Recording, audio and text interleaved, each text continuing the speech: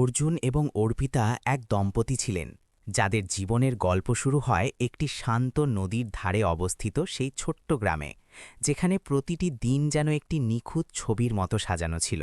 সকালের কুয়াশা, সন্ধ্যার মৃদু বাতাস আর অটুট ভালোবাসার ছোঁয়ায় ভরা। অর্জুন সেই গ্রামের কাছাকাছি একটি ছোট্ট কোম্পানিতে ডেলিভারি চালক হিসেবে কাজ করতেন, যা তাকে খুব বেশি সম্পদ না দিলেও পরিবারের সকল চাহিদা পূরণ করার জন্য যথেষ্ট ছিল।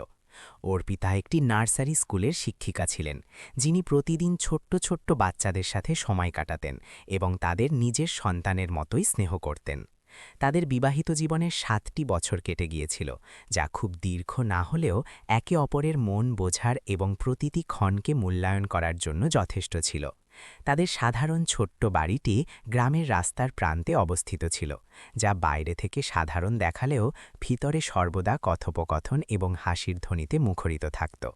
সেই নির্মল জীবনধারা দিনের পর দিন চলছিল, কিন্তু এক অভাগা দুপুরে সব কিছু উল্টে গেল, যেন ভাগ্যের এক অদৃশ্য ঘূর্ণি তাদের সুখের নৌকাটিকে ডুবিয়ে দিল। সেদিন অর্জুনকে কোম্পানি একটি দূরবর্তী ডেলিভারি সোপর্দ করেছিল। সে খুব সকালে ঘর থেকে বেরিয়ে গিয়েছিল। অর্পিতাকে তার পরিচিত নির্দেশ দিয়ে দিয়েছিল যে বাড়িতে ঠিকভাবে থেকো, আমি কিছুটা দেরিতে ফিরব। অর্পিতা হেসে তাকে দরজা পর্যন্ত বিদায় জানালো এবং তার ব্যাগে টিফিন বক্স রাখতে ভুলল না, যা সে আগের রাতে তৈরি করেছিল। অর্জুন ফিরে তাকিয়ে তার স্ত্রীর কপালে হালকা করে চাপড়ে দিল। তুমি খুব বেশি চিন্তা করো জানো কি, আমি কোনো যুদ্ধে যাচ্ছি? অর্পিতা হাসল, তার চোখে এক উজ্জ্বলতা ছিল। না, আমি তো শুধু চাই যে তুমি ভালো খাবার খাও। সেদিন অর্পিতার তার এক ছাত্রীর বাড়িতে অতিরিক্ত ক্লাস নেওয়ার ছিল। সে তার প্রিয় ছাত্রী ছোট মিহিরার বাড়ির দিকে যাওয়া পরিচিত রাস্তায় সাইকেল চালাচ্ছিল, কিন্তু ভাগ্যের অন্য কিছুই মঞ্জুর ছিল এবং সে সেখানে পৌঁছতে পারল না। যখন সে একটি চৌরাস্তা পার হচ্ছিল, তখন একটি ট্রাক হঠাৎ দ্রুত গতিতে আসলো এবং ব্রেক মারতে পারল না, আর সরাসরি অর্পিতার সাথে ধাক্কা লাগল। ধাক্কাটা এতটাই জোরে ছিল যে সে নিচে পড়ে গেল এবং রাস্তায় রক্ত ছড়িয়ে পড়ল।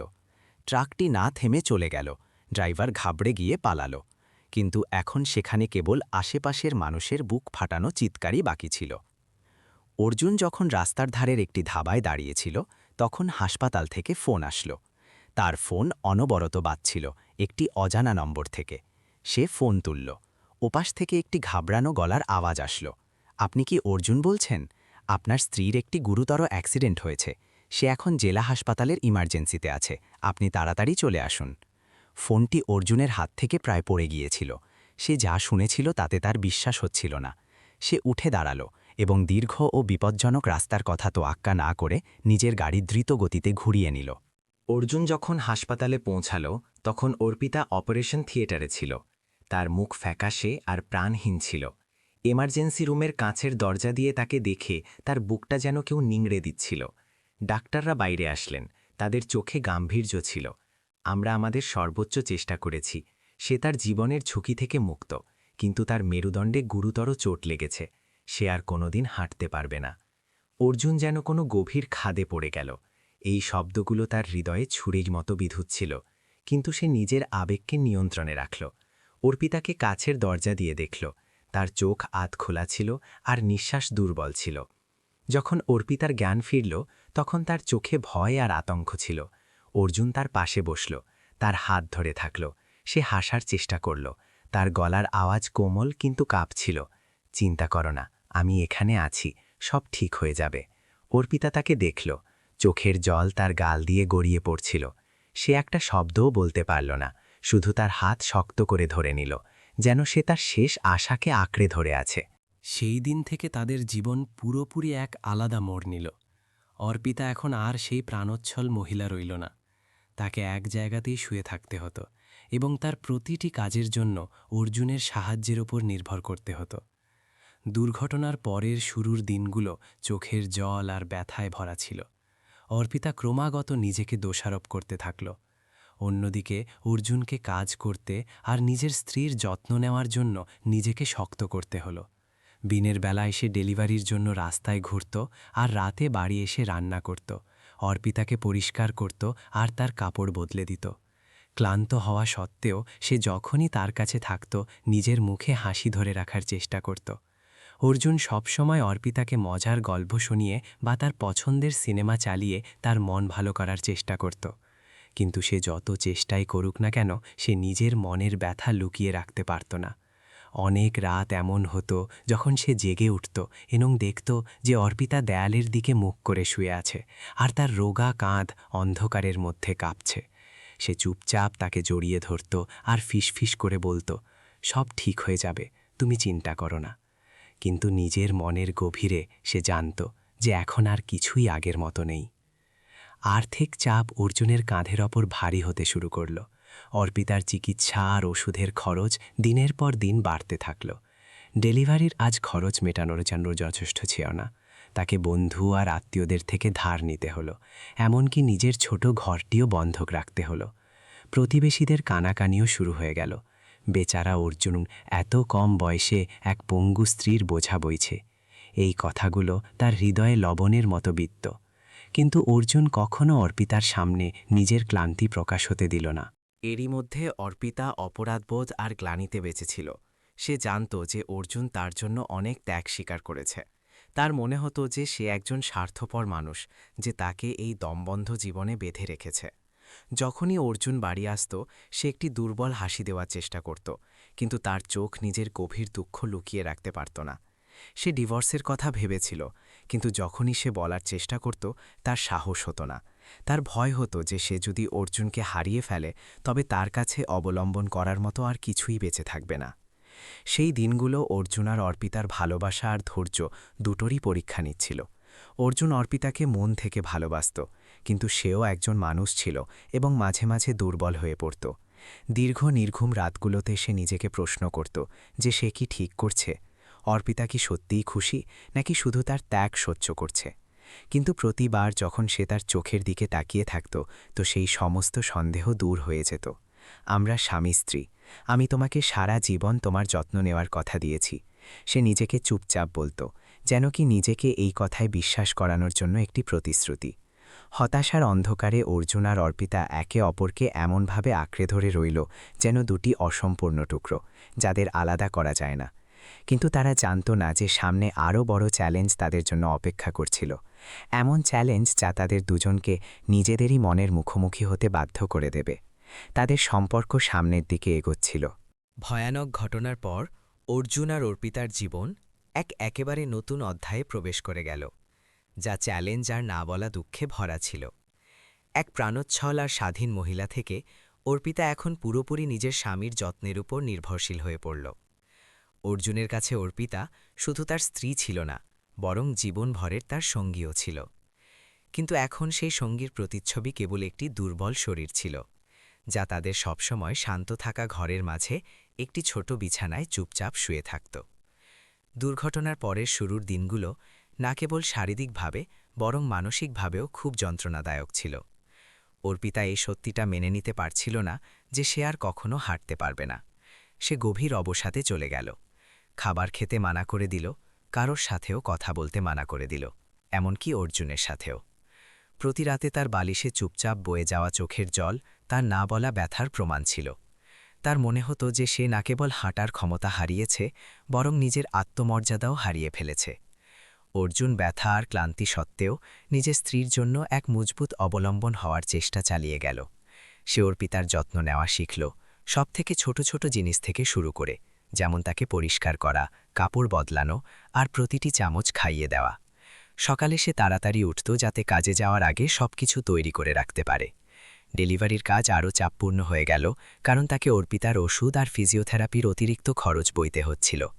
প্রতিটি ডেলিভারির সময় সে নিজের ছোট ট্রাকে রাস্তায় ঘুরত। তার চোখ সবসময় সামনের দিকে থাকত, কিন্তু তার মন অনবরত বাড়িতে একা পড়ে থাকা নিজের স্ত্রীর কথা ভেবে চিন্তিত থাকত। সন্ধ্যায় পুরোপুরি ক্লান্ত হওয়া সত্ত্বেও অর্জুন নিজে রান্না করত, ঘর পরিষ্কার করত, আর অর্পিতার পাশে বসে তাকে কাজে হওয়া মজার গল্প শোনাত। সে তার পছন্দের সিনেমাগুলো চালিয়ে তাকে হাসানোর চেষ্টা করত। কিন্তু অর্পিতার হাসি এখন কেবল একটি ফ্যাকাশে রেখা থাকত, যাতে আগের মতো উজ্জ্বলতা ছিল না। অর্পিতা সবসময় বলত, তোমাকে এসব করার দরকার নেই, আমি তোমার এত ত্যাগের যোগ্য নই। কিন্তু অর্জুন শুধু হাসত আর চুপচাপ তার হাত ধরে নিত। তুমি আমার স্ত্রী, আমার পুরো পৃথিবী।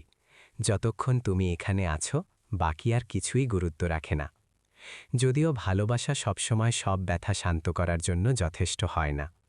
অর্জুনের ত্যাগ থেকে আশেপাশের মানুষের কানাকানি থেকে বাঁচা গেল না। ছোট্ট গ্রামে সে অনেকবার ফিসফিসানি শুনল, বেচারা অর্জুন এত কম বয়সে এক পঙ্গু স্ত্রীকে পালছে, জানি না তার আফসোস হয় কিনা, বা অর্পিতা সত্যিই কি তার স্বামীকে ভালোবাসে, নাকি শুধু এই জন্য আটকে আছে কারণ তার কাছে আর কেউ নেই। প্রতিবার যখন সে এটা শুনত অর্জুন চুপচাপ চলে যেত, কিন্তু ওই শব্দগুলো তার আত্মসম্মানে গভীরভাবে বিঁধতে থাকা ছুরির মতো ছিল। এই চাপগুলো ধীরে ধীরে অর্জুনকে ক্লান্ত করে দিল। একবার যখন সে অর্পিতাকে খাবার খাওয়াচ্ছিল তখন সে তাকে অনেকক্ষণ চুপচাপ দেখতে থাকল। তার চোখে ভালোবাসা আর ক্লান্তি দুটোই ছিল। অর্পিতা এটা অনুভব করল আর জিজ্ঞেস করল, কি হয়েছে, কোনো কথা আছে নাকি? অর্জুন তাড়াতাড়ি মাথা নাড়াল, হাসার চেষ্টা করল, কিছু না, তুমি আরেকটু খেয়ে নাও। কিন্তু সেই সময় তার মনে অমীমাংসিত প্রশ্নের বন্যা এসে গিয়েছিল। আমি কি যথেষ্ট ভালো করছি? অর্পিতা কি এই জীবনে সত্যিই খুশি, নাকি আমি শুধু এমন একটি জিনিসকে আঁকড়ে আছি যার এখন আর কোনো মানে নেই? দুর্ঘটনার দিন থেকে অর্পিতা অসহায়তা আর ক্রমাগত অপরাধবোধের ভাবনায় বেঁচেছিল। তার মনে হতো যে সে অর্জুনের কাঁধের উপর এক বড় বোঝা। সে প্রতি সন্ধ্যায় নিজের স্বামীর মুখে ক্লান্তির গভীর রেখা দেখত, যখন সে এক কঠিন দিনের কাজের পর বাড়ি ফিরত। একবার যখন অর্জুন বিছানার পাশে চেয়ারে ঘুমিয়ে পড়ল, অর্পিতা তাকে অনেকক্ষণ চুপচাপ দেখল। চোখের জল বয়ে আসল। সে আমার জন্য অনেক ত্যাগ স্বীকার করেছে, আমি এর যোগ্য নই, সে মনে মনে ভাবল। এই ব্যথা ধীরে ধীরে অর্জুনকে মুক্ত করার ইচ্ছায় বদলে গেল। অর্পিতা ডিভোর্সের কথা ভাবতে লাগল। সে ভাবল যে সে যদি না থাকে তবে অর্জুন আজাদ হয়ে যাবে। সে অন্য এক মহিলা পেয়ে যাবে যে তার যোগ্য হবে আর তাকে আসল খুশি দিতে পারবে। কিন্তু প্রতিবার যখন সে বলার চেষ্টা করত তার সাহস হতো না। তার ভয় হতো যে সে যদি অর্জুনকে হারিয়ে ফেলে তবে তার কাছে অবলম্বন করার মতো আর কিছুই বেঁচে থাকবে না, কেউ তার সাথে হবে না। এটি একটি ভয়ঙ্কর মনস্তাত্ত্বিক লড়াই ছিল যা কেবল সে বুঝত। এক দুপুরবেলা অর্জুন স্বাভাবিকের চেয়ে একটু তাড়াতাড়ি বাড়ি আসলো, ডেলিভারি তাড়াতাড়ি শেষ করার পর। যখন সে ঘরে ঢুকল তখন সে দেখল যে অর্পিতা বিছানার পাশে টেবিলে রাখা একটি জিনিসের কাছে পৌঁছানোর চেষ্টা করছে। তার হাত কাঁপছিল, তার চোখ লাল ছিল।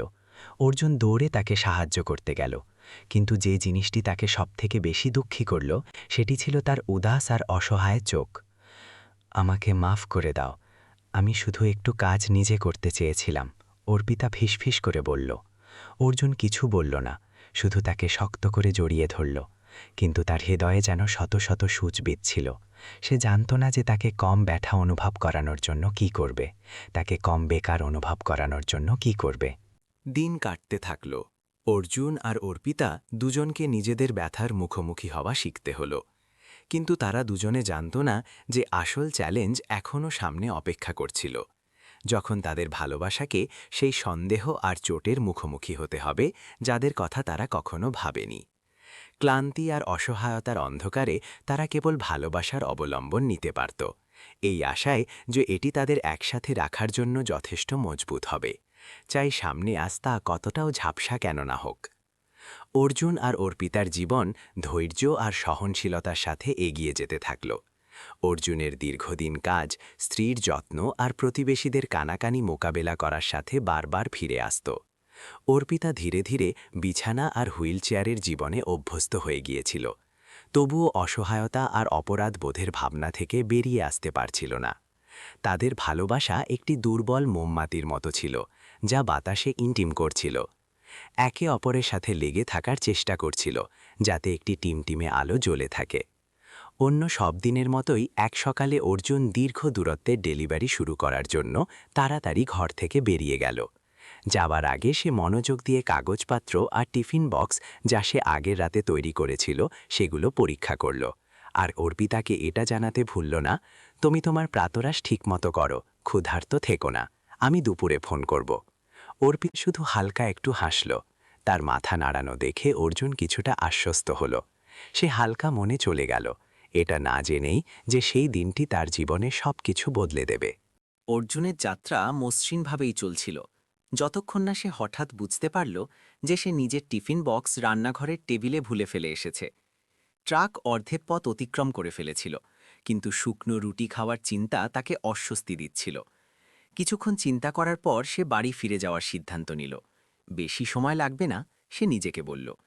পরিচিত রাস্তায় গতি বাড়িয়ে যখন ট্রাক বাড়ির গেটের সামনে থামল, তখন সবকিছু প্রতিদিনের মতোই শান্ত ছিল। অর্জুন ভেতরে গেল। ঘরের পরিবেশ এতটাই পরিচিত ছিল যে সে অন্য কোনো কিছুর দিকে খেয়ালই করল না। কিন্তু যেই সে বেডরুমের কাছে পৌঁছালো, সে হঠাৎ থমকে গেল। আধখোলা দরজার ফাঁক দিয়ে একটি দৃশ্য দেখে সে স্তব্ধ হয়ে গেল, যেন সে জমে গিয়েছে। ছোট সেই ঘরে অর্পিতা বিছানায় বসেছিল একজন অচেনা লোকের সামনে। সেই লোক পুরোপুরি অচেনা ছিল না। অর্জুন তাকে অর্পিতার কিছু পুরনো ছবিতে দেখেছিল। তার নাম ছিল অভিজিৎ, অর্পিতার কলেজ জীবনের সবথেকে ভালো বন্ধু। অর্জুনের মনে পড়ল যে অর্পিতা অভিজিতের কথা বলেছিল, কিন্তু সে কখনো ভাবেনি যে অভিজিৎ এই সময় তার বাড়িতে উপস্থিত হবে। তারা একে অপরের পাশে বসেছিল, আর যে বিষয়টি অর্জুনকে সবথেকে বেশি কষ্ট দিচ্ছিল তা হল অভিজিৎ অর্পিতার হাত ধরেছিল এবং অর্পিতা ফুপিয়ে কাঁদছিল। তার রোগা কাঁধগুলো কাঁপছিল। অর্জুনের মনে হলো যেন তার চারপাশের সব কিছু ভেঙে পড়েছে। বুকের ভেতরে একটি তীব্র যন্ত্রণা তার পুরো শরীরে ছড়িয়ে গেল, যেন কেউ এইমাত্র তার হৃদয় ছিঁড়ে ফেলেছে। সে জানত না কি করবে, শুধু এক মুহূর্তের জন্য চুপচাপ দাঁড়িয়ে রইল। তার চোখ সামনের দৃশ্যের উপর আটকে ছিল। প্রতিবেশীদের কানাঘুষা হঠাৎ তার মাথায় প্রতিধ্বনিত হতে লাগল, তীব্র এবং তীক্ষ্ণ সূচের মতো। এমন স্ত্রী তো শুধু নিজের স্বামীর সাথে লেপ্টে থাকত, ভালোবাসা আর কি হবে। ঘরের ভেতর অভিজিৎ ধীরে ধীরে অর্পিতাকে শান্ত করছিল। তার কণ্ঠস্বর ছিল গভীর এবং কোমল। তুমি বেশি ভেবো না, আমি জানি যে তুমি খুব কষ্টে আছো, কিন্তু আমি সবসময় এখানে থাকব, সবসময় তোমাকে সাহায্য করব। নিজেকে এইভাবে কষ্ট দিও না। অর্পিতা কেঁদে ফেলল, তার কণ্ঠস্বর বুঝে আসছিল। আমি চাই না যে আমার কারণে তাকে আরও দুঃখ পেতে হোক অভিজিৎ। আমি এর যোগ্য নই যে সে তার পুরো জীবন আমার জন্য বলিদান করে দিক। সে একটি উন্নত জীবন পাওয়ার যোগ্য। অর্জুন আর সহ্য করতে পারল না। সে চুপচাপ ফিরে গেল। তার পদক্ষেপগুলো ভারী ছিল, যেন পাথর বাঁধা রয়েছে। সে ভেতরে যেতে চাইল না। অর্পিতার বা তার কোনো কৈফিয়তের মুখোমুখি হতে চাইল না। তিক্ততা, সন্দেহ আর আঘাতের অনুভূতি তার মনে ভরে গেল। তার মাথায় অর্পিতা আর অভিজিতের মাঝখানের সেই অন্তরঙ্গ দৃশ্য একটি যন্ত্রণাদায়ক সিনেমার মতো বারবার ফিরে আসছিল, যা থামানো যাচ্ছিল না। সে আবার নিজের গাড়িতে ফিরে এলো, কিন্তু সঙ্গে সঙ্গে চালালো না। সে স্টিয়ারিং হুইল শক্ত করে ধরেছিল। তার নখগুলো হাতের তালুতে এতটাই গভীরে গেঁথে গিয়েছিল যে যন্ত্রণা করছিল।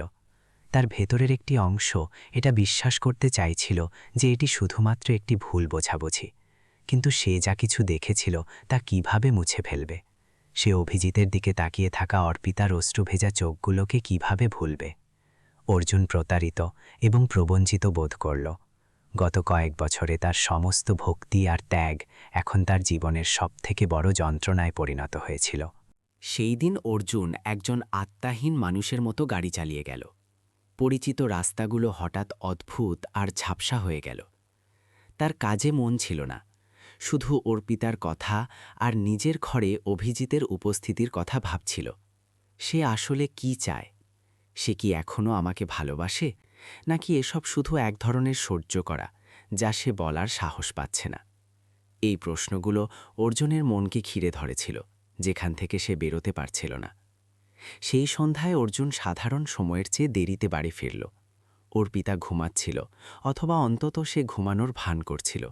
সে তাকে জাগাল না, শুধু চুপচাপ তার পাশে বসে মৃদু আলোয় তার রোগা মুখটার দিকে তাকিয়ে রইল। তার হৃদয় বিপরীতমুখী আবেগে ভরেছিল, ভালোবাসা, রাগ, আঘাত আর কিছুটা ভয়ও। তার ভয় ছিল যে যদি সে তাকে জিজ্ঞাসা করে তবে সে এমন উত্তর পাবে যা সে শুনতে চায় না। কিন্তু সে এটাও জানত যে যদি সে সত্যের মুখোমুখি না হয় তবে সে কখনো সেই সন্দেহগুলো থেকে বেরোতে পারবে না যা তাকে কুড়ে কুড়ে খাচ্ছিল। পরের দিন অর্জুন অর্পিতার সাথে কথা বলার সিদ্ধান্ত নিল। রাতের খাবারের পর সে তার সামনে বসল। তার চোখ দুটো গম্ভীর ছিল, কিন্তু যন্ত্রণায় ভরা ছিল। অর্পিতা, সে শুরু করল। তার কণ্ঠস্বর ছিল গভীর এবং ভারী। গতকাল আমি অভিজিৎকে এখানে দেখেছিলাম। তুমি কি আমাকে বলতে পারো যে কি হচ্ছে? অর্পিতা চমকে গেল, তার চোখ বড় হয়ে গেল, তার দৃষ্টিতে ঘাবড়ানি ছিল। সে আশা করেনি যে অর্জুন জেনে যাবে, এবং সে এটাও আশা করেনি যে সে সরাসরি জিজ্ঞাসা করবে। সে মাথা নিচু করে নিল, নিজের হাত দুটো শক্ত করে ধরল, তার কণ্ঠস্বর কাঁপছিল। অভিজিৎ কলেজ থেকে আমার সবথেকে ভালো বন্ধু। সে শুধু আমার সাথে দেখা করতে এসেছিল কিছু ওষুধ নিয়ে, আর যখন তুমি ব্যস্ত থাকো তখন আমাকে সাহায্য করার জন্য। আমার আর তার মধ্যে কিছুই নেই, সত্যি কিছুই নেই। তার শেষ শব্দগুলো কান্নায় ভেঙে পড়ল, চোখের জল তার গাল বেয়ে পড়ছিল। অর্জুন তাকে সন্দেহ ভরা চোখে দেখল। কিছুই নেই? তাহলে সে তোমার হাত কেন ধরেছিল? তুমি কেন তার সামনে কাঁদছিলে? তুমি কি জানো যে এটা দেখে আমার কেমন লেগেছে? তুমি কি জানো যে আমার কতটা কষ্ট হয়েছে? তার কণ্ঠস্বর বুঝে এলো, কিন্তু তার চোখ অর্পিতার ওপর থেকে সরল না।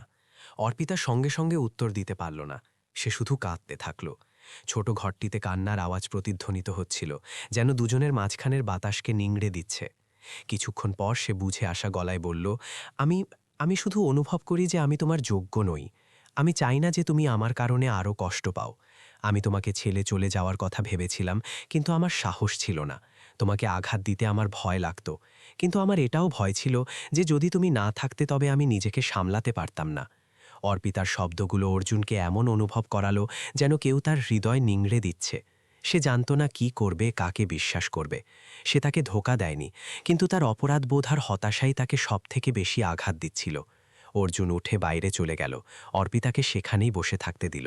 তার রোগা কাঁধগুলো কান্নায় কাঁপছিল। সেই রাতে অর্জুন লিভিং রুমের চেয়ারে বসে সিলিংয়ের দিকে তাকিয়ে রইল। তার মাথা গুলিয়ে গিয়েছিল। সে জানত যে সে অর্পিতাকে ভালোবাসে, আর সে এটাও জানত যে অর্পিতাও তাকে ভালোবাসে, কিন্তু তাদের ভালোবাসা ভুল বোঝাবুঝি আর না বলা দুঃখে চাপা পড়ে গিয়েছিল।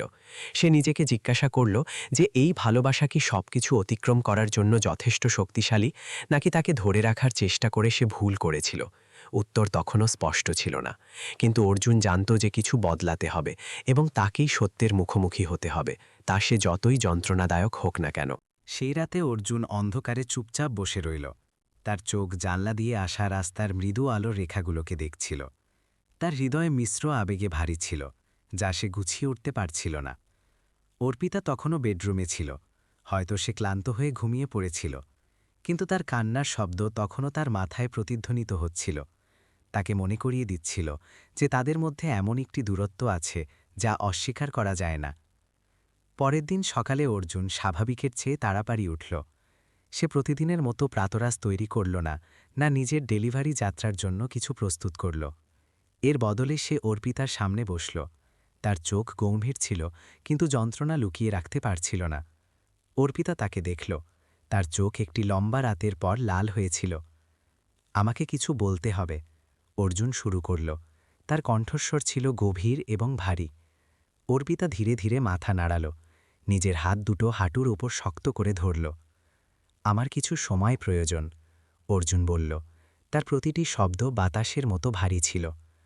আমার মনে হয় আমাদের দুজনেরই সবকিছু নিয়ে ভাবার জন্য সময় প্রয়োজন। আমি কিছুদিনের জন্য দূরে যাচ্ছি, চিন্তা করো না, আমি ফিরে আসব। অর্পিতা ওপরের দিকে তাকাল, তার চোখে এক মুহূর্তের জন্য ভয় ছিল। তুমি কোথায় যাচ্ছ? এটা কি আমার কারণে? আমাকে ক্ষমা করে দাও, আমি তোমাকে আঘাত দিতে চাইনি। তার কণ্ঠস্বর কাঁপছিল, চোখের কোণে জল চিকচিক করছিল। অর্জুন মাথা নাড়াল, তার হাত ধরে নিল। না, আমি তোমাকে দোষ দিচ্ছি না, কিন্তু আমাকে এটা ভাবার প্রয়োজন আছে যে আমাদের দুজনকেই এইভাবে ক্লান্ত অনুভব করা থেকে থামানোর জন্য কি করতে হবে। তুমি বিশ্রাম নাও, আর চিন্তা করো না, আমি ফিরে আসব। সে উঠল আর দরজার দিকে চলে গেল। এর আগে যে অর্পিতা আর কিছু বলতে পারত, তার হৃদয় দুই টুকরো হয়ে গিয়েছিল, কিন্তু সে জানত যে যদি সে এমনটা না করে তবে তারা দুজনেই কোনো পথ ছাড়াই যন্ত্রণায় ডুবে থাকবে। অর্জুন সেই গ্রামীণ এলাকার দিকে গাড়ি চালিয়ে গেল যেখানে সে অনেক বছর আগে ডেলিভারি করত। সেই জায়গাটি শান্ত ছিল, যেখানে বিশাল ধানের ক্ষেত আর মাটির রাস্তার ধারে ছড়িয়ে ছিটিয়ে থাকা ছোট ছোট ঘর ছিল। সে নদীর কাছে একটি ছোট ঘর ভাড়া নিল এবং কয়েকদিন নিজেকে আর সেই ভালোবাসাকে নতুন করে দেখার সিদ্ধান্ত নিল যা সে গত কয়েক বছরে তৈরি করেছিল। দিনের বেলা সে নদীর তীরে বসত, ধীরে ধীরে বয়ে চলা জল দেখত আর বাঁশবাগান থেকে আসা বাতাসের শব্দ শুনত।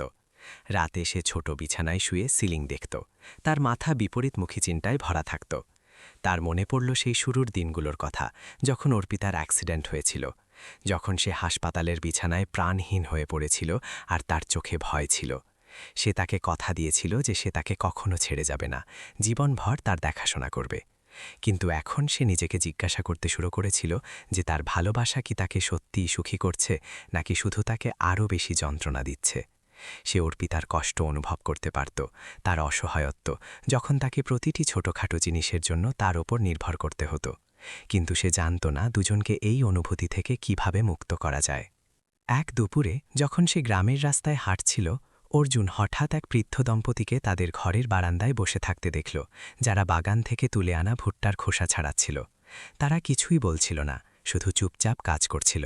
কিন্তু যখন তারা একে অপরের দিকে তাকাচ্ছিল, তখন তাদের চোখে একটি অবর্ণনীয় শান্তি ছিল। সেই দৃশ্য দিয়ে অর্জুনকে হঠাৎ উপলব্ধি করালো যে ভালোবাসা সবসময় সুন্দর শব্দ বা বড় কাজের মধ্যে থাকে না।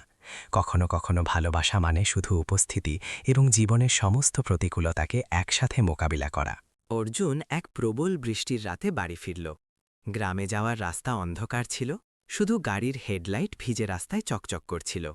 সে গেটের সামনে গাড়ি থামাল, নিজের রেইনকোট খুলল আর ঘরে প্রবেশ করল।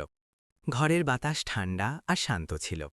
কিন্তু যখন সে বেডরুমে গেল, তখন একটি দৃশ্য তাকে স্তব্ধ করে দিল। অর্পিতা বিছানার ধারে শুয়েছিল, পাশের টেবিলে রাখা একটি গ্লাস ধরার চেষ্টা করছিল। তার হাত কাঁপছিল, তার মুখ ফ্যাকাশে আর ঘামে ভেজা ছিল।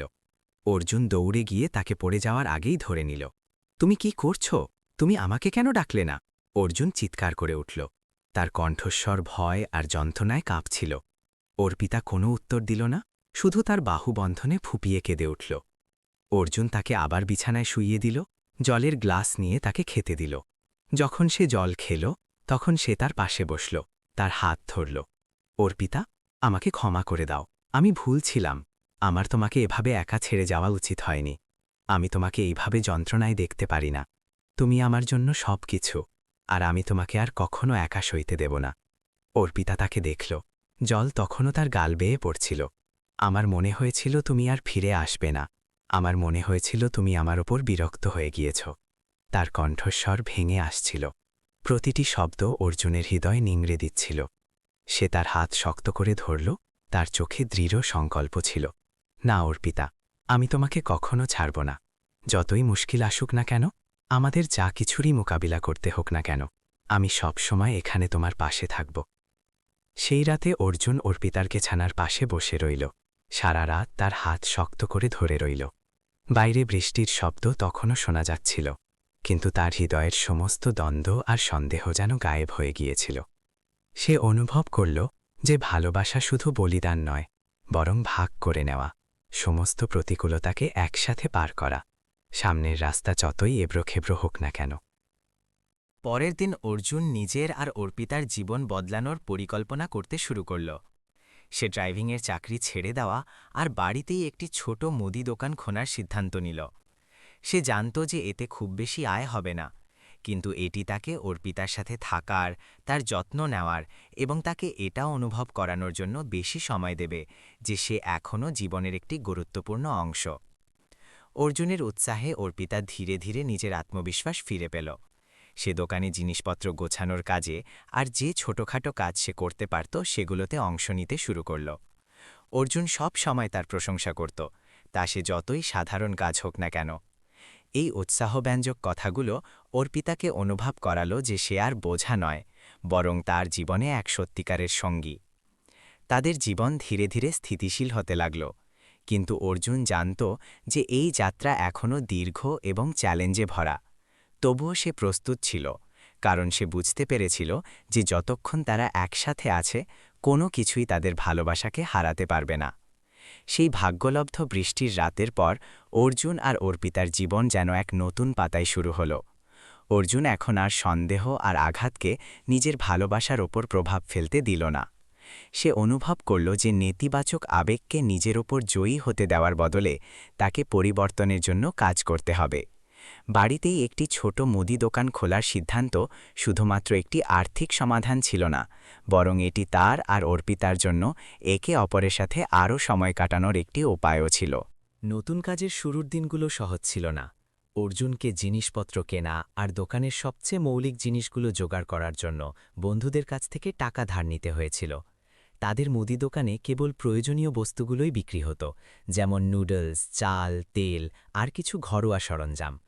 গ্রামের প্রতিবেশীরা শুরুতে অর্জুনকে কৌতূহল আর কিছুটা দয়ার চোখে দেখত। হয়তো সে ঘরে থাকতে চায় যাতে নিজের স্ত্রীর যত্ন সহজে নিতে পারে, কিন্তু সবসময় যত্ন করলে কি হবে, এই ধরনের কথা কখনো কখনো অর্জুনের পেছনে শোনা যেত। কিন্তু এইবার সে সেগুলোকে নিজেকে বিচলিত করতে দিল না। সে শুধু হাসত আর নিজের কাজ করতে থাকত।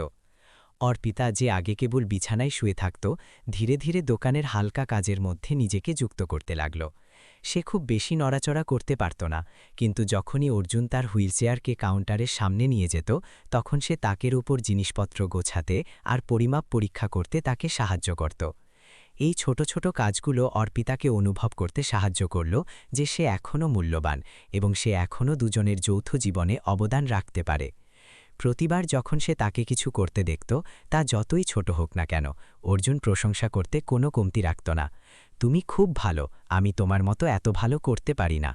এই উৎসাহ ভরা শব্দগুলো কেবল অর্পিতাকে হাসতে বাধ্য করত না, বরং তাকে আরও বেশি অনুপ্রেরণাও দিত। তাকে এখন আর এটা অনুভব হতো না যে সে অর্জুনের ওপর বোঝা। এর বদলে সে ভাবতে শুরু করল যে সে এখনও তার জীবনের একটি গুরুত্বপূর্ণ অংশ হতে পারে। যে দিনগুলোতে দোকানে গ্রাহক কম থাকত, অর্জুন প্রায়ই অর্পিতার হুইলচেয়ারকে বারান্দায় নিয়ে যেত। তারা সেখানে একসাথে বসত, পাশের বাড়ির বাচ্চাদের খেলা দেখত আর একে অপরকে সারাদিনের গল্প শোনাত। যদিও কখনো কখনো সেগুলো খুব ছোট ছোট কথা হতো, কিন্তু সেই মুহূর্তগুলোই ছিল যা তাদের আগের চেয়ে অনেক বেশি যুক্ত অনুভব করাত। সময় কাটতে লাগল আর দুজনের পরিশ্রম ফল দিতে শুরু করল। তাদের মুদি দোকান গ্রামের মানুষের কাছে পরিচিত হয়ে উঠল। আগের দয়াভরা দৃষ্টি এখন প্রশংসায় বদলে গেল। প্রতিবেশীরা অর্জুনকে একজন আদর্শ পুরুষ হিসেবে দেখতে লাগল, আর অর্পিতাকে একজন শক্তিশালী নারী হিসেবে যে ভাগ্যের কাছে হার মানেনি। কিছু লোক যারা জিনিস কিনতে আসত, তারা অর্জুনকে এটা বলতেও দ্বিধা করত না, তুমি সত্যিই একজন খুব ভালো স্বামী, তোমার স্ত্রী খুব ভাগ্যবতী। অর্জুন শুধু বিনয়ের সাথে হাসত আর উত্তর দিত, না, আমিই ভাগ্যবতী যে সে আমার কাছে আছে। জীবন ধীরে ধীরে স্থিতিশীল হয়ে গেল, কিন্তু অর্জুন আর অর্পিতা জানত যে জিনিসগুলো কখনো পুরোপুরি সহজ হবে না। আর্থিক অভাব অনটন সবসময় থাকত, আর জীবনের চ্যালেঞ্জগুলো কখনো কখনো সামনে আসত, যা তাদের ভালোবাসা আর ধৈর্যের পরীক্ষা নিত। এক সকালে যখন সে জিনিসপত্র গোছাচ্ছিল, অর্জুন একটি অজানা নম্বর থেকে ফোন পেল। অন্যদিকের কণ্ঠস্বর তাকে অবাক করে দিল। অর্জুন ভাই, আমি অভিজিৎ বলছি, আমি কি আপনার সাথে দেখা করতে পারি? আমি অর্পিতার ব্যাপারে কথা বলতে চাই। অভিজিৎ, সেই নাম যা একসময় অর্জুনকে নিরাপত্তাহীন আর আহত অনুভব করিয়েছিল। যা কিছু ঘটেছিল তারপর অর্জুনের মনে এখন আর অভিজিতের প্রতি ঈর্ষা বা ক্রোধের অনুভূতি ছিল না, কিন্তু সে এখনও তার ব্যাপারে ভাবতে গিয়ে পুরোপুরি সহজ হতে পারছিল না। তবুও এক মুহূর্ত চিন্তা করার পর অর্জুন দেখা করতে রাজি হয়ে গেল। তারা শহরের একটি ছোট ক্যাফেতে দেখা করার সময় ঠিক করল। যখন অভিজিৎ এলো, তখন তার মুখ ক্লান্ত লাগছিল, কিন্তু তার চোখে এখনও সততা ছিল। অভিজিৎ ক্ষমা চেয়ে শুরু করল, আমাকে ক্ষমা করে দিন যে আমি না বলে আপনার বাড়িতে চলে গিয়েছিলাম। সেই সময় আমি শুধু অর্পিতাকে কিছুটা কম একা অনুভব করতে সাহায্য করতে চেয়েছিলাম, কিন্তু আমি এটা ভাবিনি যে এতে আপনার কষ্ট হবে। অর্জুন চুপচাপ অভিজিৎকে শান্ত চোখে দেখতে থাকল। আমি রেগে নেই, কিন্তু আমি জানতে চাই যে সেই দিন তুমি আর অর্পিতা আসলে কি কথা বলছিলে। অভিজিৎ এক দীর্ঘ শ্বাস নিল, তার চোখে আবেগ ছিল। অর্পিতা আমাকে বলেছিল যে সে সবসময় অনুভব করে যে সে আপনার ওপর একটি বোঝা। তার ভয় ছিল যে আপনাকে অনেক ত্যাগ করতে হচ্ছে, আর সে আপনাকে এটা বলার সাহস পাচ্ছিল না। আমি শুধু তাকে এটা বোঝাতে চেয়েছিলাম যে আপনি তাকে ভালোবাসেন, দায়িত্বের খাতিলে নয়, বরং সত্যিকারের ভালোবাসার কারণে। অভিজিতের কথা শুনে অর্জুনের মন হালকা হয়ে গেল। সে অনুভব করল যে অভিজিৎ তাদের জীবনে অনুপ্রবেশকারী ছিল না, বরং একজন সত্যিকারের বন্ধু ছিল, যে আসলে অর্পিতাকে তার যন্ত্রণা থেকে বের করে আনতে সাহায্য করতে চেয়েছিল। ধন্যবাদ অভিজিৎ, অর্জুন বলল। তার কণ্ঠস্বর ছিল কোমল কিন্তু দৃঢ়। কিন্তু আমি চাই তুমি এটা বোঝো যে এখন থেকে আমিই তার জন্য এটা করার একমাত্র ব্যক্তি হব। আমি তাকে আর কখনো একা বা অসুরক্ষিত অনুভব করতে দেব না। সেই সাক্ষাতের পর অর্জুন নিজের আর অর্পিতার জীবন নতুন করে দেখতে শুরু করল। তার মনে এখন আর কোনো সন্দেহ বা দ্বিধা ছিল না। এর বদলে সে পুরোপুরি অর্পিতাকে খুশি করার ওপর মনোযোগ দিল। প্রতিদিন সে তাকে হাসানোর, তার শারীরিক ও মানসিক উভয় ধরনের কষ্টকে ভুলিয়ে দেওয়ার উপায় খোঁজার চেষ্টা করত।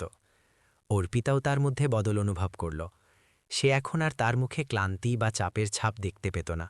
এর বদলে সে এমন এক তীব্র ভালোবাসা দেখল যাকে কোনো কিছুই নাড়িয়ে দিতে পারবে না।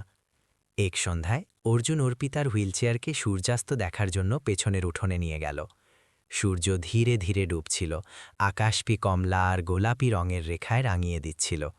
হালকা হাওয়া বইছিল, যাতে গাছের মিষ্টি সুগন্ধ ছিল।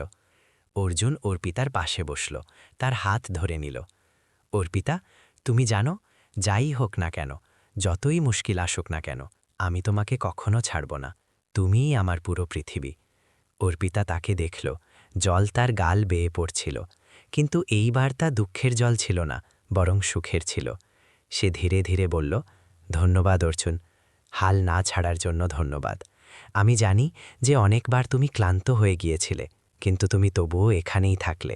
এটা আমার জন্য সবকিছু। তারা সেখানে একে অপরের সাথে বসে রইল, সূর্যাস্তের কোমল আলোয়। প্রতিকূলতা এখনও ছিল, কিন্তু এখন তারা একসাথে সেগুলোর মোকাবিলা করতে শিখে গিয়েছিল। তাদের ভালোবাসা কেবল বলিদান বা দায়িত্ব ছিল না, বরং ছিল সাথে থাকা আর ভাগ করে নেওয়া, জীবনের সেই সত্যিকারের অর্থ যা তারা একসাথে খুঁজে পেয়েছিল। আপনারা সবাই কোথা থেকে এটি দেখছেন, দয়া করে কমেন্টে অবশ্যই জানাবেন। আজকের এই গল্পটি আপনাদের কেমন লেগেছে? আপনাদের মতামতও আমাদের সাথে শেয়ার করুন। আমরা ঈশ্বরের কাছে প্রার্থনা করি যে আপনি এবং আপনার পরিবার সবসময় খুশি আর সুরক্ষিত থাকুন। যদি আপনাদের কাছেও এমন কোনো আকর্ষণীয় গল্প থাকে, তবে তা আমাদের সবার সাথে অবশ্যই শেয়ার করুন। আপনাদের গল্পগুলো পেলে আমাদের খুব ভালো লাগবে।